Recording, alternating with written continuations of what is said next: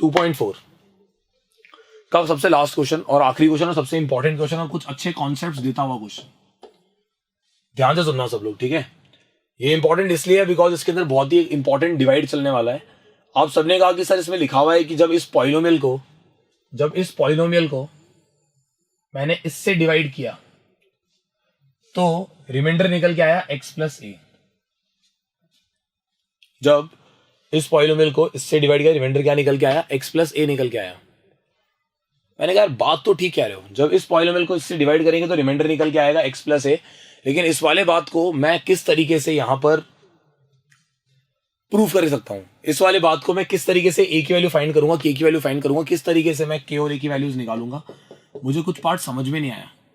तो मैंने आप सबके सामने कहा कि यार देखो पॉलिनोमियल आपके सामने लिखा हुआ है और ये आपके लिए एक दूसरा पॉलिनोमियल दे रखा है जिससे हम डिवाइड करते हुए डिविडेंड हो गया या डिवाइजर हो गया। डिवाइड किया तो जो भी क्वेश्चन आया उससे मतलब नहीं, रिमाइंडर निकल के आया x प्लस ए। आप सबने कहा कि सर रिमाइंडर x प्लस ए तो नहीं आ सकता क्योंकि हमारे पास जो वैल्यूज है उसमें k आ रहा है, तो हमारा आंसर तो k की फॉर्म में आएगा।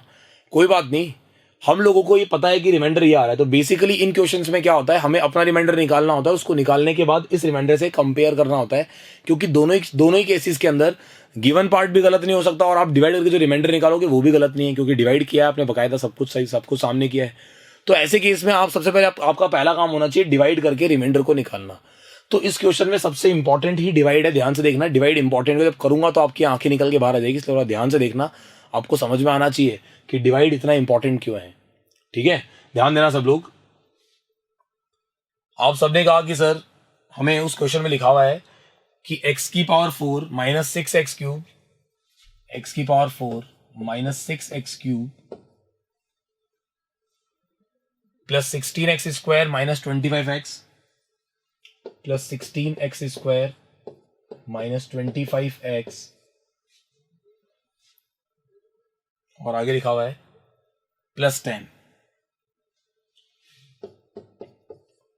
और हमें इसको डिवाइड करना है किससे, आपने कहा सर हमें इसे डिवाइड करना है x square minus 2x plus के से, एक्स स्क्वायर माइनस 2x और प्लस के से डिवाइड करना है हमें इसको।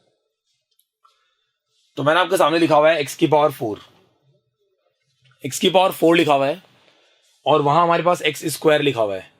बेटा x स्क्वायर को हम एज ए सोर्स मानेंगे, ये हमारे लिए सोर्स है, इसकी हेल्प से ये लेकर आना है। तो आप सबको मैंने डिवाइड कितनी बार सिखाया, तो सिंपली आपको एक ही काम करना है, x की पावर 4 को 2x स्क्वायर से डिवाइड करके देखना है। x की power 4 upon x square, x की पावर 4 अपॉन एक्स स्क्वायर एक तरीके से सॉल्व करने पर कितना निकल के आएगा, एक्स स्क्वायर निकल के आएगा। तो मुझे एक्स स्क्वायर से करना चाहिए इसको multiply, x square into x square, x की पावर 4 हो गया। आप ध्यान से देखना, x square into minus 2x minus का 2x क्यूब हो गया और एक्स स्क्वायर इंटू के हो गया के एक्स स्क्वायर। आपने इन सब के साइन चेंज कर दिए क्योंकि डिवाइड में मुझे साइन चेंज होते हैं, आपने साइन चेंज किए, ये अपना कैंसिल हो गया। इनको सॉल्व करने पर निकल के आ रहा है माइनस का 4x क्यूब और इधर इन दोनों पार्ट में आपने देखा 16x स्क्वायर माइनस का के एक्स स्क्वायर आ रहा है। अगर आप यहाँ पे एक्स स्क्वायर कॉमन लोगे, देखो सबसे इंपॉर्टेंट चीज है, आप डायरेक्ट सॉल्व करने की गलती मत करना बिकॉज आपसे साइन की मिस्टेक हो सकती है। तो सबसे पहले क्या करोगे, जब भी वेरिएबल वाला पार्ट आएगा, आपको पता है कि डायरेक्ट तो ऐड हो नहीं सकते, तो मैंने इन दोनों वैल्यूज को साइड में लिखा, 16x square as it is आ गया, ये अपना रफ कॉलम है, इसमें ध्यान से देखना, 16x स्क्वायर को एज इट इज लिखा और नीचे माइनस के एक्स स्क्वायर था, माइनस के एक्स स्क्वायर लिखा, दोनों में एक्स स्क्वायर कॉमन आया, यहाँ बचेगा 16 माइनस के। तो आपने क्या मेंशन किया, और इसका साइन क्योंकि पॉजिटिव है तो आप कह सकते हो कि हमारा आंसर निकल के आ रहा है प्लस 16 माइनस के और पीछे आ रहा है x square as it is. देख लो ध्यान से, 16 माइनस के एक्स स्क्वायर आ गया। आगे माइनस 25x और प्लस 10 एज इट इज नीचे आ गया, माइनस 25x और प्लस 10 एज इट इज नीचे आ गया। अब आपने कहा सर माइनस का 4x क्यूब लिखा हुआ है, माइनस का 4x क्यूब है और मेरे पास यहाँ एक्स स्क्वायर लिखा हुआ है, तो मुझे क्या करना चाहिए, आपने कहा सर हम लोगों को यहां पर माइनस 4x क्यूब को एक्स स्क्वायर से डिवाइड करके चेक करना चाहिए कि हमें किससे मल्टीप्लाई करना चाहिए। ये देखो मैं बेसिक पार्ट इसलिए कर रहा हूं ताकि सबको बात समझ में आए। आंसर आएगा माइनस का 4x ओनली, क्योंकि ये इससे कटेगा और यहाँ पे x बच जाएगा, तो माइनस का 4x आ रहा है।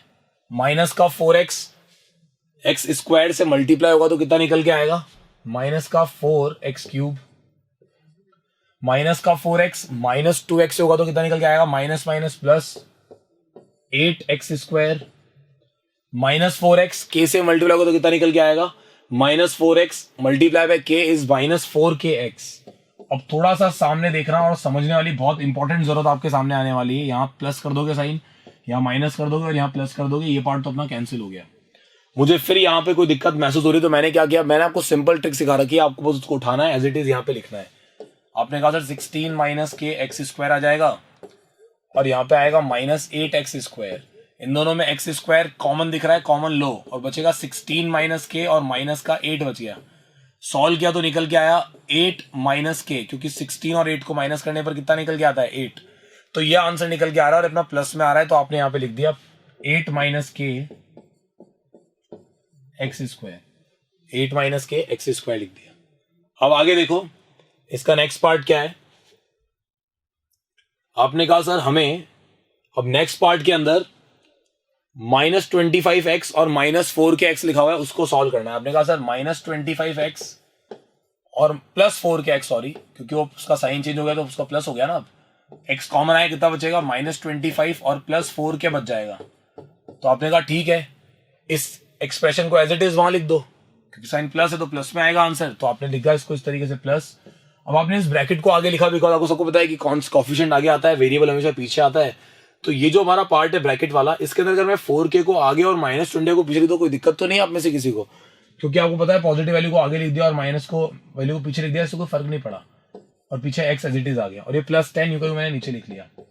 अब बात समझने की है कि मुझे 8 माइनस के x² लेकर आना है, मुझे 8 माइनस के x² लेकर आना है, मेरे पास x² है।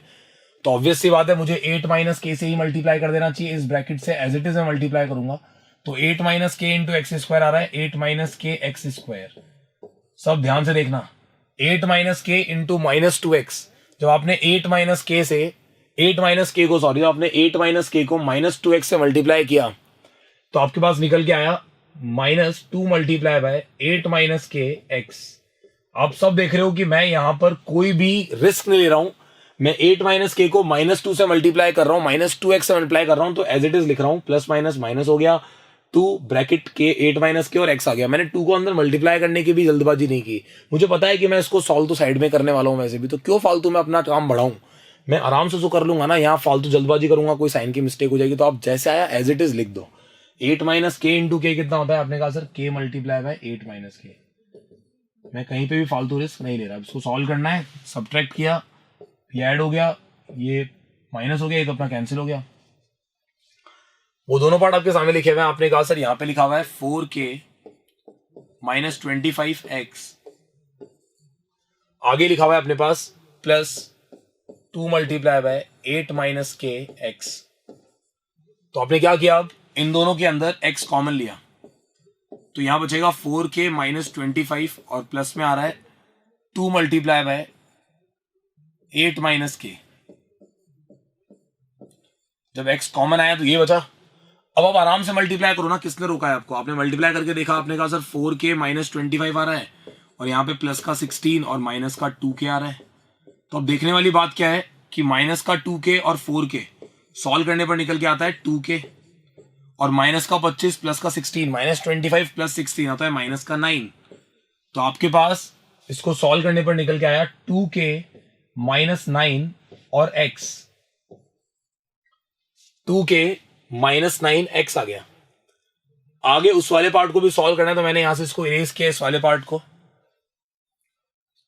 आपने कहा ठीक है सर, अब उस वाले पार्ट को क्या करेंगे, उसको एज इट इज लिखो, 10 लिखा हुआ है 10 लिख दिया, माइनस के मल्टीप्लाई बाय 8 माइनस के लिखा हुआ है वो लिख दिया।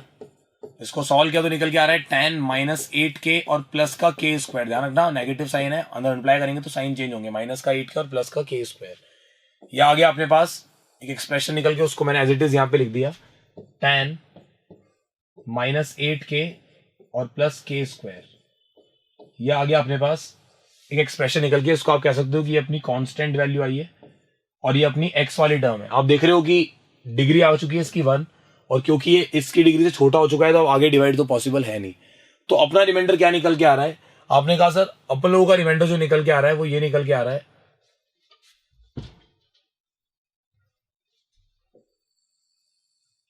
हम लोगों का जो रिमाइंडर निकल के आया वो क्या निकल के आया, जो अपना रिमाइंडर आया वो आया 2k माइनस 9 x और प्लस, थोड़ा ध्यान रखना है यहाँ पे, मैं थोड़ा इस वाले पार्ट पे लिख रहा हूं, तो एक काम करते हैं हम लोग थोड़ा नीचे लिख देते ताकि पूरी की पूरी टर्म आ जाए। यहाँ पे एक काम करो, वो रिमाइंडर लिख लो जो अपने को गिवन था x plus a, this reminder is given, और हमारा रिमाइंडर क्या निकल के आया 2k minus 9x plus 10 minus 8k plus k square. ये अपनी कांस्टेंट टर्म आ गई और ये अपनी x वाली टर्म है। आपने देखा कि दोनों रिमाइंडर की डिग्री सेम आ रही है, तो बिल्कुल सही है। अगर सेम नहीं आती तो हमारे लिए बहुत बड़ी प्रॉब्लम होती है, और सेम आ रही है इसका मतलब बिल्कुल सही है। हमारा रिमाइंडर के की टर्म्स में आया, उनका रिमाइंडर एक ही टर्म्स में, तो उससे कोई दिक्कत नहीं है। हम लोगों को तो कंपेयर करना है, बिकॉज रिमाइंडर हमारा भी सही है और उनका भी सही है। तो हमने जब कंपेयर किया, तो कंपेयर कैसे होता है बेटा, दो पॉलिनोमियल्स में कंपेरिजन होता है टर्म्स के अकॉर्डिंग।